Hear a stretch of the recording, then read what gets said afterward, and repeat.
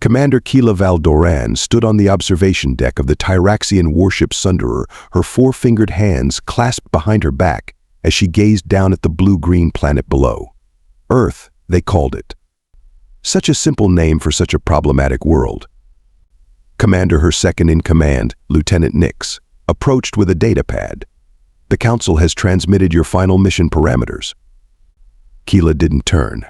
And? Don't keep me waiting, Nix. The suspense is absolutely killing me. Her voice dripped with sarcasm that sailed right over Nix's head. Tyraxians weren't known for their grasp of subtle humor. They want a demonstration of human combat capabilities. A single specimen. Captured, not killed. Nix paused, his brow ridges furrowing. They specifically want a warrior, someone trained in their primitive fighting techniques. Keela snorted. Primitive is right. Have you seen their weapons? Projectiles propelled by chemical explosions. Blades made of metal alloys. It's practically Stone Age technology compared to our plasma weapons. The humans have been surprisingly effective against the Delvari scout teams, Nix reminded her cautiously. Keela waved a dismissive hand, her silver-scaled skin catching the light. The Delvari are incompetent. All tentacles and no brains. We Tyraxians have conquered 17 star systems. We've subjugated species with natural armor plating and species that can breathe fire. What challenge could a soft-skinned, two-armed biped possibly present? She turned, her violet eyes narrowing. I'll handle this personally. Select a landing site away from their population centers. Somewhere I can engage one of their warriors without interference. Nix looked horrified. Commander. The Council specifically ordered a team operation with minimal risk. Hey, risk? That's rich, Nix. Really rich, Keela laughed, a sound like chimes in a hurricane. These humans haven't even mastered interplanetary travel. Their most advanced aircraft can barely break the sound barrier. Their strongest warriors would struggle to lift half what I can. She flexed her arm, the muscles rippling beneath her scales. The Council wants data on human combat capabilities? I'll get it for them, firsthand. But Commander. That's an order, Lieutenant Keela snapped, her humor evaporating. Prepare my shuttle and combat gear. I want to be planetside by their next dawn cycle. Nix saluted stiffly and retreated. Alone again, Keela turned back to the view screen. The mission parameters made little sense to her. Why waste resources studying such an obviously inferior species? But orders were orders, especially when they came directly from the High Council. She would descend to this Earth, find one of their so-called warriors, engage them in combat, and bring them back for study. Simple. Efficient. The kind of mission she could complete between morning meal and midday rest. Computer. Display known human combat techniques, she commanded. The screen filled with images of humans in various fighting stances. Boxing, they called one. Karate, another. Jiu-jitsu, Krav Maga, mixed martial arts. So many names for essentially the same thing, creatures with no natural weapons trying desperately to compensate. Pathetic, she muttered, shaking her head. Computer, show me their military personnel. More images appeared. Humans in uniforms, carrying their primitive firearms. Some wore heavy armor that might stop one of their own projectiles, but would melt like ice under a Tyraxian plasma burst. This will be embarrassingly easy, Keela said to herself, a predatory smile spreading across her face. But orders are orders. Find a warrior, defeat them, bring them back for study, and be home in time for the Galactic Arena Finals. She checked her personal combat readout. Plasma pistol, stun rod, gravity manipulator, personal shield generator, and emergency translocation device. Massively overkill for handling a single human, but standard issue for a Tyraxian commander. I almost feel sorry for whichever poor human draws the short straw and encounters me, Keela chuckled to herself. Almost. The landing shuttle touched down in a clearing surrounded by tall pine trees. According to Tyraxian intelligence, this remote region was called Montana, and it housed one of the humans' special warfare training facilities nearby. Perfect hunting ground for Keela's mission. She stepped out into the crisp morning air, her nostrils flaring at the unfamiliar scents. Oxygen content higher than her homeworld, but within tolerable parameters. Gravity slightly less than she was accustomed to. Advantage, Keela. Cloaking field engaged, she murmured to her wrist computer. A shimmer passed over her body as the light-bending technology rendered her nearly invisible. Nearly because rapid movement would still create a noticeable distortion. But for now, she could observe undetected. Keela moved through the forest with practiced ease, her footfalls silent despite her 7-foot frame. Her sensors picked up human life signs approximately 2 kilometers ahead, just one individual. Excellent. Let's see what kind of warrior you are, she whispered to herself, her lips curling into what humans would recognize as a smirk, if they could see through her cloaking field. As she drew closer, she caught sight of him. A human male, running along a dirt path that wound through the trees. He wore simple clothing, gray shorts, and a sleeveless shirt that revealed surprisingly well-developed arm muscles. Not impressive by Tyraxian standards, of course, but better than she'd expected from such a fragile species. Keela's scanner hummed quietly as it analyzed him. Height 6A, weight approximately 210 pounds. Heart rate elevated but steady. Core temperature normal for their species. He carried no visible weapons, which struck her as odd for someone her intel suggested was a warrior. The human, oblivious to her presence, stopped at a fallen tree trunk. He took a drink from a container, then began a series of movements that Keela recognized from her research as push-ups. How quaint. Physical conditioning through repetitive motion. James Reeves, her scanner identified him from facial recognition. United States Special Forces. Combat deployments in 3 regional conflicts. Hand-to-hand combat specialist. Well, James Reeves, Keela said under her breath. You've just won the lottery. And by lottery, I mean the dubious honor of being my demonstration subject. She considered her approach. She could simply stun him while cloaked, but where was the data in that? The council wanted combat assessment. No, better to engage him properly. Keela deactivated her cloaking field, her silver-scaled form materializing like a ghost 30 feet from where James exercised. Human warrior, she called out, her universal translator converting her clicks and chirps into English. I am Commander Keela Val'Doran of the Tyraxian Empire. I've selected you for combat evaluation. James froze mid-push-up, his head snapping up to stare at the 7-foot alien warrior who'd appeared from thin air. To his credit, he didn't scream or run. He slowly stood, eyes never leaving her, body shifting almost imperceptibly into a balanced stance. That's quite an introduction, he said, his voice remarkably steady. Usually people just say hello. Keela blinked. Was that humor? In the face of a clearly superior opponent? Fascinating. No communication problem at all. Human, she said, twirling her stun rod with practiced flair. I speak your language. You understand my intentions. I'm going to defeat you in combat, then take you back to my ship for further study. Simple. Straightforward. A tidy little arrangement, wouldn't you say? James remained in his balanced stance, turning as she circled him. And if I decline this arrangement? Keela laughed, a sound like musical bells with an undertone of predatory hunger. Oh, that's adorable. He thinks declining is an option. She wiped an imaginary tear from her eye. Listen, James Reeves of United States Special Forces. This isn't a negotiation. It's not even a fair fight. It's a scientific assessment, and you're the lab specimen. She watched his eyes narrow slightly at the use of his name. Good. Keep him off balance. How do you know who I am, he asked, still frustratingly calm. Please. We've been monitoring your pathetic little planet for decades, Keela snorted, deliberately exaggerating her confidence. We know everything about your military capabilities, your weapons, your tactics. She paused for effect. Your weaknesses. James nodded slowly. Aha. And you need to physically fight me because... Orders from the High Council, Keela replied, continuing to pace around him. Though personally, I think it's a waste of my talents. Your species barely qualifies as sentient by our standards. Your strongest warriors are weaker than our children. Are all Tyraxians as arrogant as you, or did you get special training?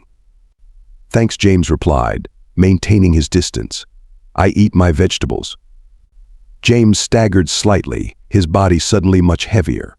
But instead of collapsing as expected, he adjusted his stance, bending his knees and spreading his feet wider. Hoa, he grunted, his breathing more labored but still controlled. That's a neat trick. Keela blinked in genuine surprise. You shouldn't be standing. Sorry about that, James said, not sounding particularly sorry as he stepped back, giving her space. But you weren't really leaving me many options. That was impossible, she muttered, sitting up slowly. The gravity field should have. James picked up her stun rod from where it had fallen and held it out to her, handle first. Round 2. Keela stared at him, then at the offered weapon. No captured specimen had ever voluntarily returned a weapon to her before. It was confusing. Silence, Keela snapped, unaccustomed to being mocked during combat. I'm recalibrating my approach. Of course, James agreed with exaggerated politeness. My mistake. Your combat style is difficult to categorize, she admitted reluctantly. James grinned. That's kind of the point. Boxing, jiu-jitsu, Muay Thai, Krav Maga take the best, leave the rest. Being predictable gets you killed. Keela processed this information with growing concern. Tyraxian combat training emphasized overwhelming force and superior technology rather than adaptability. The assumption had always been that their natural advantages made versatility unnecessary. You realize you cannot win, she said, but the words sounded hollow even to her own ears. I have merely been collecting data. Sure, James nodded, not buying it for a second. Just like I've been warming up. Keela felt something unfamiliar prickling at the back of her neck.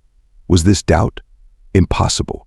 She was a Tyraxian commander, veteran of 17 conquest campaigns. He was a human with a fraction of her strength, speed, and technological advantage. And yet.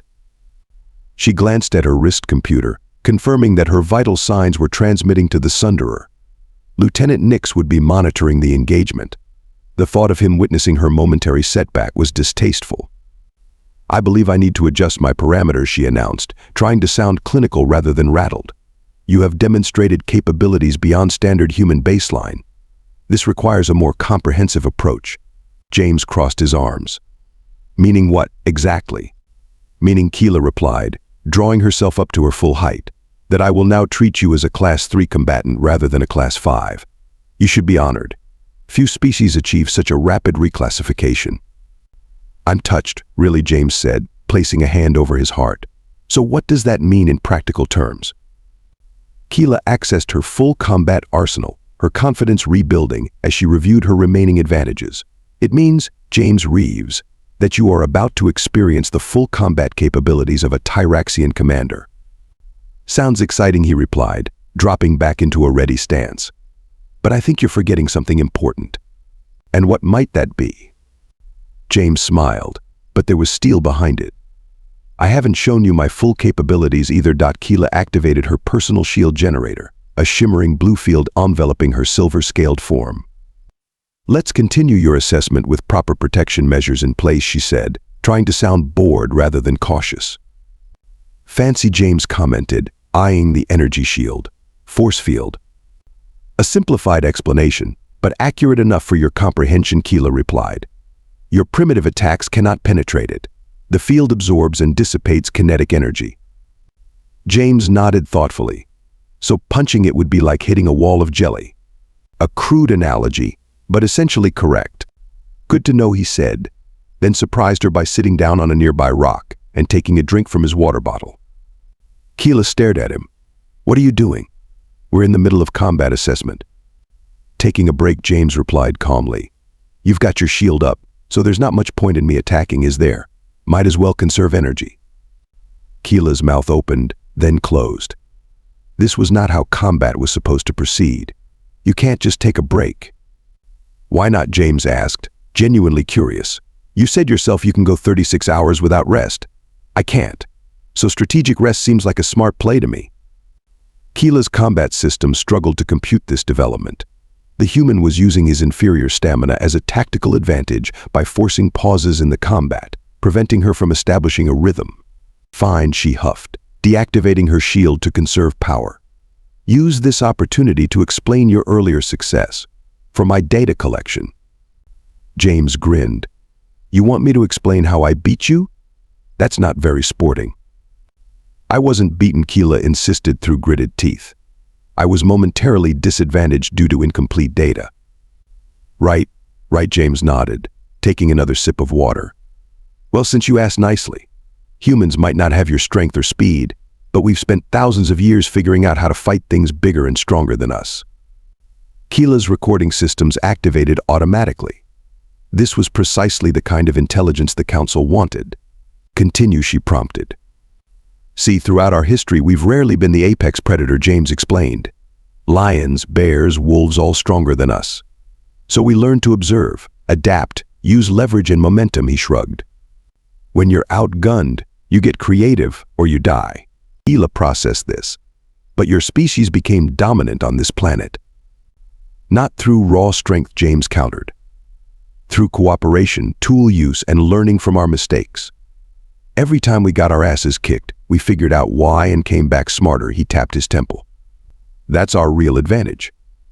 Keela's neural implant registered this as significant data. The human's explanation aligned with their observed resilience across multiple contact scenarios. What you call special forces, she inquired, they represent your species' peak combat capability. James laughed. Not even close. We've got all kinds of specialists. Some who can snipe a target from 2 miles away. Others who can live off the land for months. Demolitions experts who can turn household items into weapons. Infiltration specialists who could steal your underwear while you're wearing it. Keela blinked, her translator struggling with the last idiom. You're exaggerating for effect. Maybe, James admitted with a grin. But here's what you should really be worried about, he leaned forward, lowering his voice conspiratorially. I'm just one guy in the woods with no weapons or equipment. Imagine what a full team could do with proper gear and planning. For the first time since landing, Keela felt something beyond doubt. Was it concern? She quickly suppressed the emotion. Irrelevant. This was still a simple capture mission. Your hypothetical scenarios don't change our current reality, she said firmly. Break time is over. James stood, stretching casually. Fair enough. Round 3. Indeed, Keela replied, her voice dangerous. Round 3. Keela reactivated her shield and drew her plasma pistol, keeping it set to stun. New parameters. I will no longer restrict myself to primitive physical combat. James eyed the weapon warily. That looks nasty. What happened to the fair fight? Fair, Keela laughed, a harsh sound now devoid of its earlier musical quality.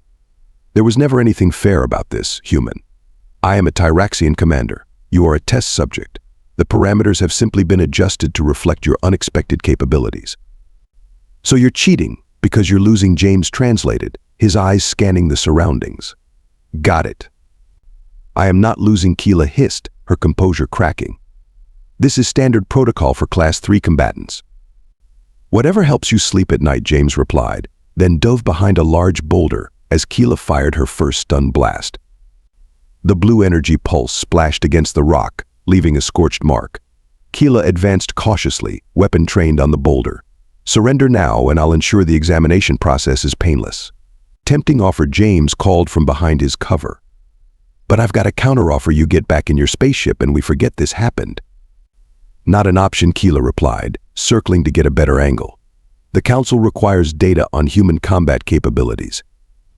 And what have you learned so far, James asked, his voice echoing slightly, making it difficult to pinpoint his exact position. Keela hesitated, her combat systems still processing the unexpected developments of the past hour. That your species is more adaptable than anticipated. Good start, James acknowledged. What else? Another hesitation. What game was he playing? Keeping her talking while he planned something. That your physical limitations are partially offset by tactical creativity. There you go, James sounded genuinely pleased. Now you're getting it. So what does that suggest about continuing this fight? Keela frowned. That you will continue to employ unconventional tactics to compensate for your inferior physical capabilities. Bingo. So maybe, just maybe, shooting at me isn't your best play. Before Keela could respond, something arched over the boulder, James's water bottle. Acting on instinct, she fired at it. The plasma blast struck the container, instantly vaporizing the remaining water in a burst of steam. In that moment of distraction, James rolled from behind the boulder, coming up with a fist-sized rock in each hand. He hurled one with surprising force and accuracy. The rock struck Keela's shield, which absorbed the kinetic energy as designed. but the impact created a momentary visual distortion, exactly what James had been counting on. In that split second, he threw the second rock, not at Keela, but at her wrist where the shield generator was mounted. The precision was impressive. The rock struck the device directly, causing the shield to flicker and fail. Keela snarled in frustration and fired again, but James was already moving, zigzagging between trees. "Stand and fight, human," she demanded, pursuing him deeper into the forest. "Not really my style when someone's shooting at me," he called back, his voice coming from somewhere to her left. Keela crashed through the underbrush, her superior speed closing the distance. She caught a glimpse of movement and fired again, the stun blast scorching a tree trunk as James ducked away. "Your primitive evasion tactics only delay the inevitable," she called out, her confidence returning as she sensed him tiring. Then silence. No rustling, no footsteps, no taunting replies. Keela slowed, her senses on high alert. Where had he gone? A slight sound from above was her only warning. James dropped from a tree branch directly onto her back, his weight and the surprise sending them both crashing to the forest floor. They rolled, grappling for control of the plasma pistol. Despite her superior strength, James had leverage and position. He twisted her wrist at an awkward angle, forcing her to release the weapon or risk a broken joint. The pistol fell to the pine needle-covered ground. James kicked it away, then scrambled back, putting distance between them again. Keela rose to her feet, chest heaving, violet eyes blazing with a mixture of rage, and though she wouldn't admit it, reluctant respect. "You continue to surprise me, human." "Good," James replied, breathing hard but still alert. "Because I've got one more surprise for you." "And what might that be?" Keela asked, reaching for her stun rod. Her hand found an empty holster. Bewildered, she looked down, then back at James, who was now holding her stun rod. "Looking for this?" he asked, spinning it experimentally. "You really should secure your equipment better." "How did you?" Keela began, genuinely shocked. "Pickpocketed you during our little roll in the dirt," James explained. "Old Special Forces trick." Before Keela could process this development, James activated the stun rod and jabbed it toward her. She dodged by reflex, but the movement was predictable, exactly what he'd anticipated. As she moved right, he swept her legs with the same technique she'd fallen for earlier. This time, as Keela crashed to the ground, James followed through.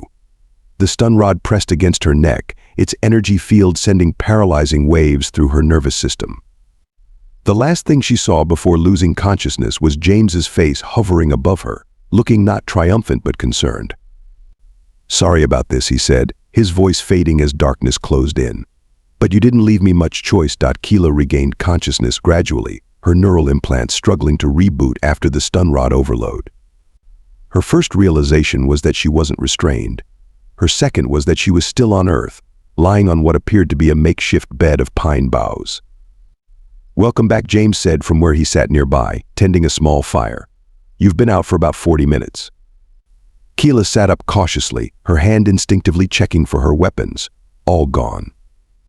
"I've secured your arsenal," James informed her, nodding toward her equipment laid out neatly on a flat rock several meters away.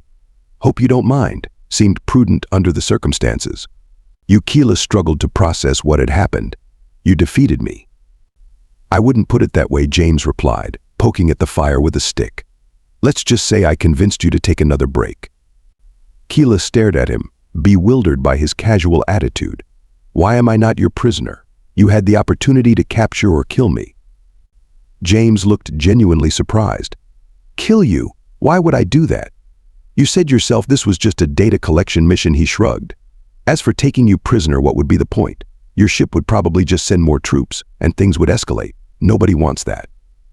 Keela's combat systems were finally back online, calculating her chances of recovery and victory. To her shock, they suggested retreat as the optimal strategy. "Your combat capability assessment is complete," she said stiffly, trying to salvage some dignity. "The Council will be interested in the results." "And what will you tell them?" James asked, curiosity evident in his voice. Keela considered the question carefully. "That humans possess unexpected adaptive capabilities. That your physical limitations are offset by tactical creativity and unorthodox problem-solving. That underestimating your species would be unwise." James nodded, seemingly satisfied with this answer. Good. That's a fair assessment. You realize this changes nothing on a strategic level. Keela felt compelled to add. One warrior, however skilled, cannot stand against the full might of the Tyraxian Empire. True, James conceded. But I'm not alone. There are millions of us, all different, all with unique skills and perspectives. He gestured toward the distant mountains. And we're very, very protective of our home. For the first time, Keela found herself genuinely considering the implications of a full-scale conflict with humanity. The projected casualties, even in a Tyraxian victory, would be substantial. Perhaps, she said slowly, a more diplomatic approach to your species would be advisable. James smiled. Now you're thinking like a commander, not just a warrior. He stood and approached her equipment cache, picking up her communicator and bringing it to her. I believe you'll want to call your ship. Keela accepted the device, surprised again by this human's behavior. You're letting me leave. With all your data, James confirmed. Go tell your council what you've learned. Maybe it'll save lives on both sides. Keela activated her communicator. Lieutenant Nix, prepare the shuttle for extraction. Yes, Commander, came the immediate reply. Mission successful. Keela looked at James, who was calmly rebuilding the fire. Mission educational, she responded. I have the data we needed, and some we didn't know we needed. As she waited for extraction, a strange thought occurred to her. For 17 conquest campaigns, she had collected data, assessed threats, and moved on. Never before had she encountered a species that made her question the core assumption of Tyraxian superiority. James Reeves, she said formally, as the shuttle's engines became audible in the distance. You have taught me something valuable today. Yeah, he replied. What's that? That strength alone doesn't determine victory, Keela admitted. And that perhaps, just perhaps, there are alternatives to conquest worth exploring. James smiled. Now that's what I call a successful first contact.